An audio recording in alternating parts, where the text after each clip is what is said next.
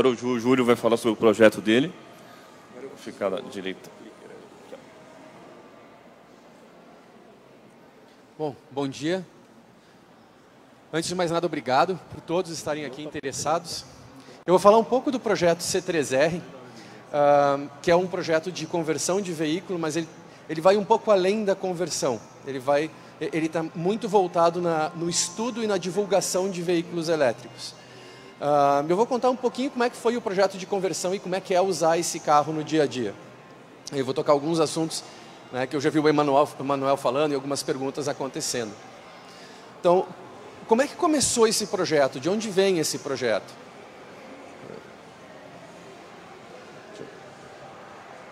Vamos ver aqui. Não Vocês têm alguém da técnica aí? Foi. Por que, da onde vem esse projeto? De onde veio essa ideia? Né? O que motivou?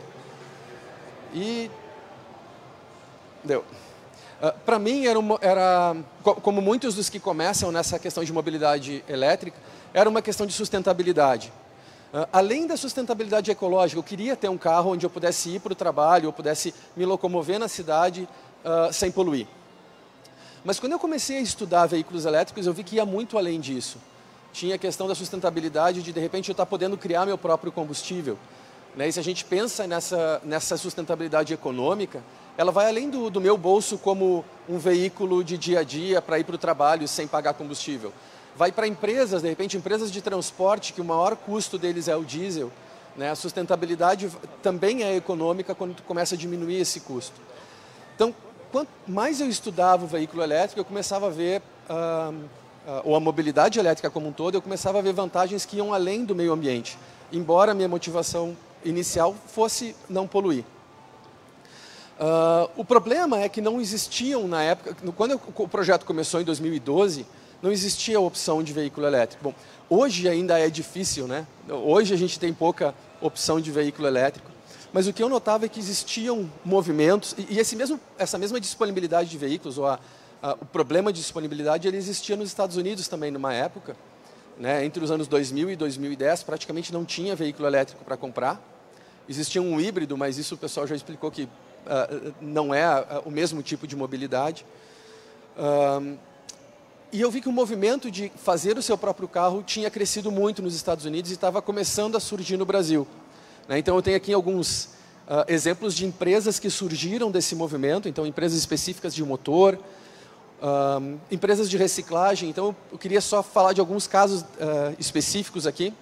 O Clube do Carro Elétrico foi um projeto que começou no Brasil em 2009, que é o primeiro carro convertido oficialmente no Brasil. É um Gol 2009 que foi convertido em Brasília. A gente vai falar um pouquinho sobre legalização. Foi o primeiro veículo convertido, legalizado para andar em ruas. Foi preciso criar legislação para converter esse carro. Ele levou 6 anos no processo de regularização.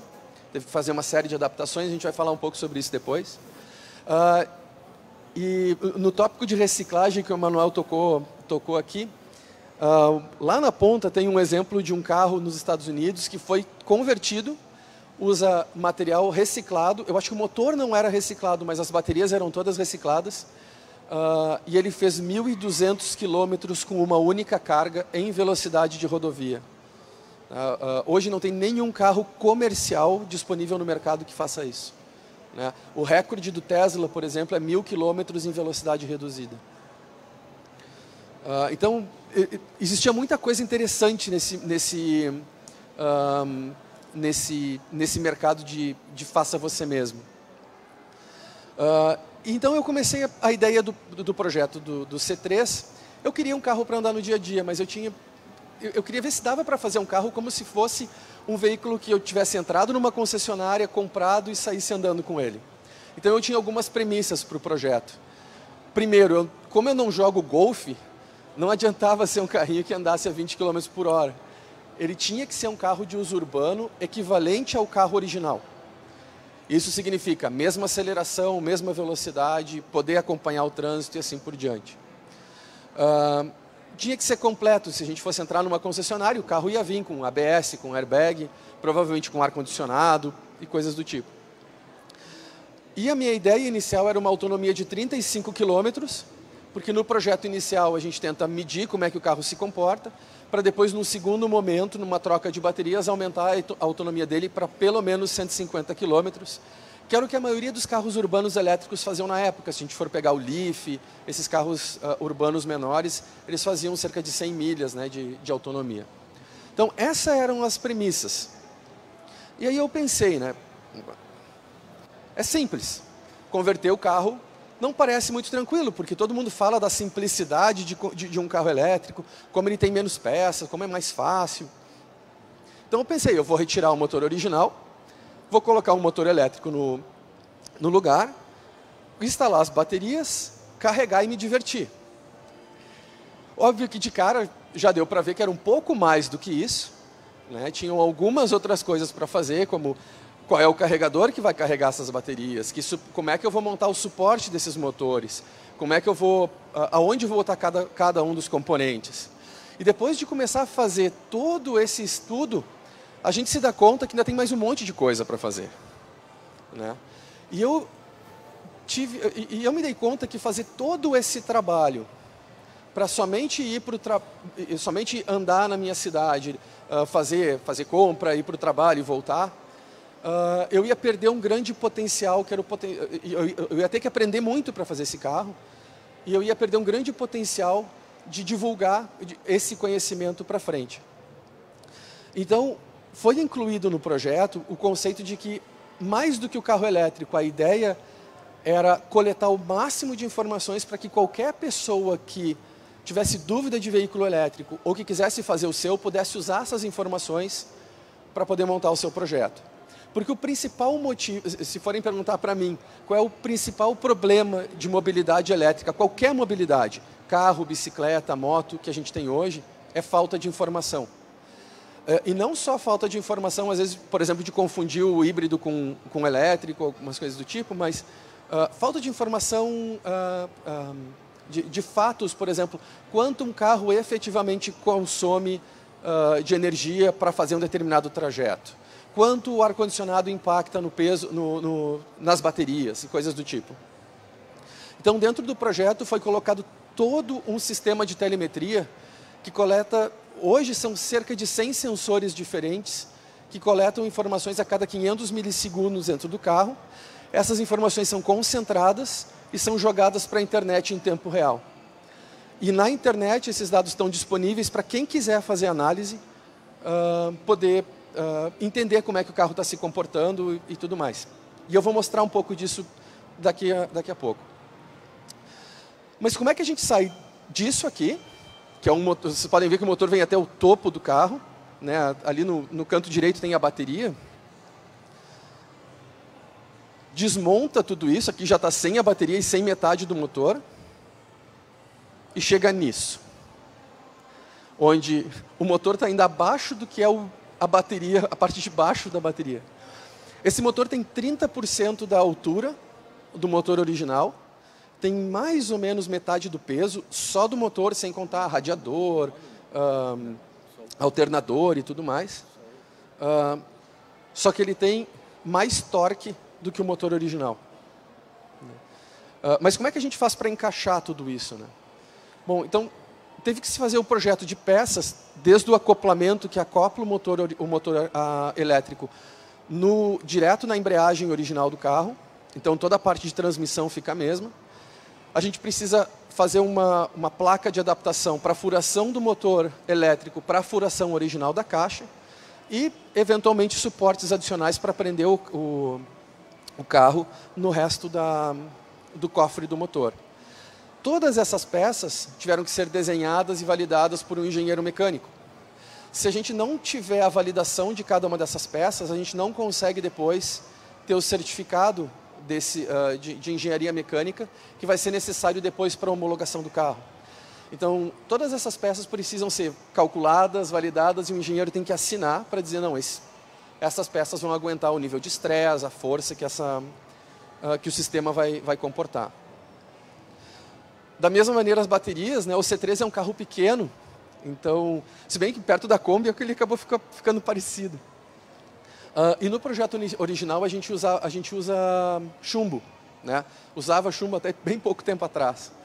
Então, como é que a gente faz nesse espaço pequeno para colocar tanta bateria?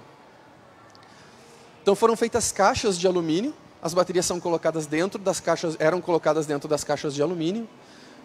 Depois elas eram presas com uma tampa e tudo mais. E todas essas caixas, todos os pontos de fixação têm que ser validados pelo engenheiro mecânico, porque senão depois tu precisa fazer todo o teste de ancoragem de banco novamente e tal, porque mexe na estrutura do carro. E aqui do lado está o carregador. E era importante para mim botar embaixo dos bancos, né, o banco de baterias de cima, ele está embaixo onde era o tanque de gasolina, e o banco de baterias de trás está onde era o step. Porque colocando embaixo do carro é o que me permite ter o porta-mala exatamente como o carro era originalmente. Então, se a gente abre o porta-mala do C3, a gente só tem aquele aparelhinho ali do lado, que é o carregador, né, que é o carregador de baterias dele. O meu cronograma original, quando o carro entrou na oficina, já com as peças encomendadas, era fazer a conversão em 30 dias. Né? Só que até esse momento onde o carro anda pela primeira vez, levou 9 meses. Algumas peças trancaram na alfândega, daí como é que tu explica para a alfândega o que é um carregador de bateria de carro elétrico, até eles poderem liberar. Então, essa foi a primeira vez, depois de 9 meses, que o carro conseguia andar pelas suas próprias forças. Né? E aí vocês podem ver que, no final, eu apareço bem feliz ali, né? Andou. Mal sabia eu que essa era a velocidade máxima do carro. Ele não andava mais rápido do que isso. Mais algumas trocas de e-mail com o fornecedor da controladora, do inversor, para descobrir que tinha uma parametrização errada. E depois de corrigir e terminar a parte de oficina, ele pode, então, finalmente andar na rua, pode andar com um desempenho aceitável. O carro ele tem câmeras, então aquela câmera ali, a câmera de baixo ali atrás deles, é o DVR do carro que guarda tudo o que ele está fazendo. Vocês podem ver o seguinte, eu não tiro a mão aqui do volante desde que eu arranquei o carro. O carro ele arranca em segunda, terceira ou quarta. Normalmente eu uso segunda no trânsito. E é simplesmente acelerar e frear. O painel original do carro continua funcionando. E tem um painel auxiliar que nos dá alguns dados de telemetria, que a gente vai ver em seguida. Então vocês podem ver aqui que ele está em 50 km por hora, não houve troca de marcha. Eu simplesmente acelerei, arranquei acelerando. E se eu precisar parar, eu simplesmente freio. Aqui estão os dados de telemetria, que me dizem quanto que ele já consumiu de energia, quanto que ele ainda tem de bateria, como é que está o sistema auxiliar de 12 volts. E vocês podem ver lá no consumo, ele está mostrando menos 20 amperes. Porque no projeto, uma das coisas que a gente tinha era a frenagem regenerativa. Então, toda vez que eu tiro o pé do acelerador, o carro está automaticamente carregando as baterias. Então, se eu estou descendo uma ladeira, se eu estou... como o carro tem hill assist, né, que é o fato de quando a gente tira o pé do acelerador, tira o pé do freio numa ladeira, o carro não desce, ele fica se segurando. E ele faz isso através da frenagem regenerativa. Então, toda vez que eu tiro o pé do freio ou do acelerador, ele está gerando energia. Né? Então, esse é o painel que usa para essas informações adicionais. E essas informações, como eu comentei, vão para a internet. Então, cada vez que o carro anda, a gente pode fazer análises. Então, do tipo, como é que foi o consumo de energia versus o quanto eu estava pressionando o pé no acelerador. Qual foi o consumo de energia versus velocidade, ou a voltagem versus a velocidade do carro. Todas as informações normalmente existem nos carros das montadoras. Eles usam isso para otimizar o carro deles. Mas é o tipo de informação que nós, quando estamos desenhando o nosso carro ou querendo melhorar, mesmo que seja um carro de montadora querendo melhorar, são informações que estão um pouco escondidas. A ideia do projeto era expor isso, para que quem quisesse calcular o seu próprio carro ou ver como é que o seu carro está fazendo em relação ao outro, pudesse ter essas informações. Aqui tem um outro exemplo, que analisa cada uma das baterias. Então, existe um software dentro do carro que ele fica analisando para ver se uma bateria está muito diferente da outra, para poder equalizar elas, ou para poder dar um alerta do tipo, olha, essa bateria aqui está ruim perto das outras, né? Precisa de manutenção.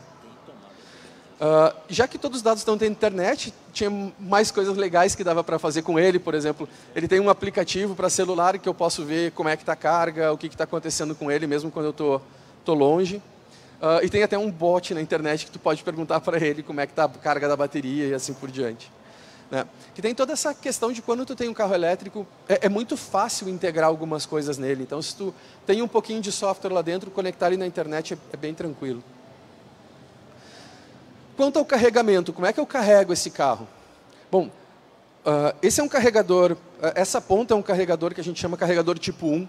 Hoje o carro já usa carregador tipo 2.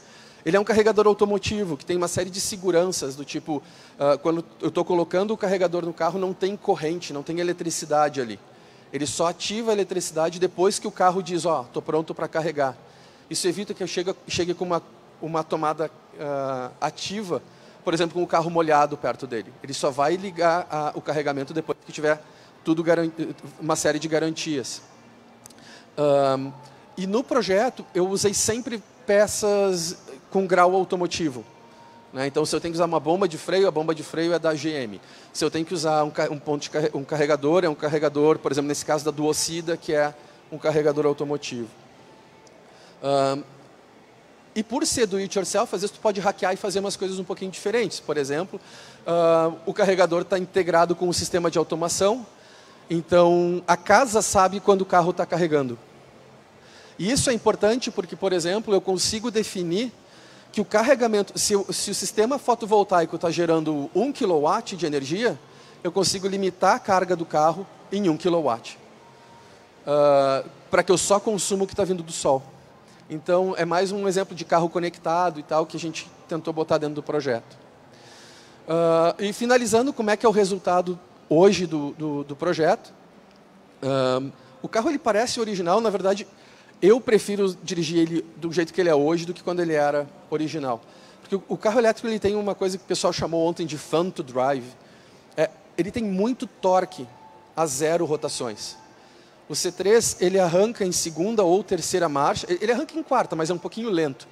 Mas em segunda marcha, eu consigo fazer até quase 100 km por hora com ele. Tá? E como o motor não faz ruído, não incomoda o barulho do motor e nem vibração, né? Ele faz de 0 a 60 em 8 segundos, que é mais rápido do que ele fazia com o motor a gasolina. E ele faz de 0 a 30 na metade do tempo. Então, a arrancada inicial é muito forte. Ele faria, teoricamente, 130 km por hora no pico de eficiência do motor, ou seja, ele faria mais do que 130 km por hora, mas no pico de eficiência, ele faria 130 km por hora, que já é mais do que suficiente. Né?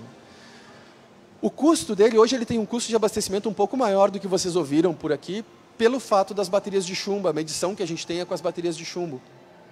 Isso aumenta o peso e diminui a eficiência. Mas mesmo assim é equivalente a um carro a gasolina fazendo cerca de 30 km por litro. Tá? Eu gasto em dinheiro cerca de 1/3 do que eu gastaria para abastecer um carro a gasolina para a mesma quilometragem. Tá? Então, o i3 ele faz cerca de 120 watts por quilômetro. O C3 ele chega a fazer 120 em algumas situações, mas a média dele é 15 centavos por quilômetro. Tá? E mostrando alguns fatos, esse aqui é o meu gráfico de consumo de energia da minha casa desde 2004. E o carro entrou lá em casa em 2016, depois da conversão. E essa parte do meio, onde tem um consumo maior de energia, foi quando a gente simplesmente ali começou a comprar aparelhos e não se preocupava muito com energia elétrica, até que em um determinado momento a gente disse o seguinte, não, a gente está gastando muito com energia elétrica. Vamos começar a otimizar algumas coisas, vamos começar a diminuir, apagar alguns aparelhos, trocar lâmpadas por LED. E quando a gente fez isso, a nossa conta de luz caiu. O que eu gasto com carro elétrico hoje ainda não é o que eu gastava só pelo fato de não ter lâmpada LED ou pelo fato de deixar o computador ligado de noite. Eu gastava mais com essas coisas do que eu gasto com o carro elétrico hoje. Vocês podem ver que o meu gráfico ainda não recuperou os picos que eu tinha muito tempo antes de ter o carro elétrico. Na realidade, o carro elétrico no verão, para mim, ele gasta menos lá em casa para fazer as voltas do dia a dia, do que o meu ar-condicionado do meu quarto, só o do meu quarto, né, que é um ar-condicionado de 12.000 BTUs. E a potência que ele exige da minha casa é equivalente à do ar-condicionado, só que ele carrega mais rápido do que o ar-condicionado fica ligado a noite inteira, ele só carrega por cerca de 2 horas. O carro só carrega por 2 horas. A autonomia dele é 35 km com chumbo e 150 km com lítio. E uma história interessante, que o pessoal se preocupa muito, né, sobre autonomia, e a minha experiência pessoal com um carro que só anda 35 km é a seguinte: em 2 anos eu só precisei abastecer ele fora de casa 3 vezes. Todas as outras vezes eu reabasteci ele dentro de casa. Tá certo que é um veículo urbano, ele não viaja, mas a primeira coisa é, a gente se acostuma. Segunda coisa é, a maioria das pessoas não anda muito mais do que 20, 25 quilômetros por dia entre o seu trabalho e... Aqui em São Paulo um pouco mais, a cidade São Paulo é muito grande. Mas, falando com empresas de rastreamento, eu consegui pegar com eles algumas métricas, a grande maioria das pessoas andam menos do que 30 quilômetros por dia. O carro com 35, somente 3 vezes eu precisei carregar ele fora de casa. E nas 3 vezes eu sabia que eu ia precisar, então eu já saí de casa sabendo onde eu ia carregar ele. Tá? A partir de amanhã, a gente vai estar com...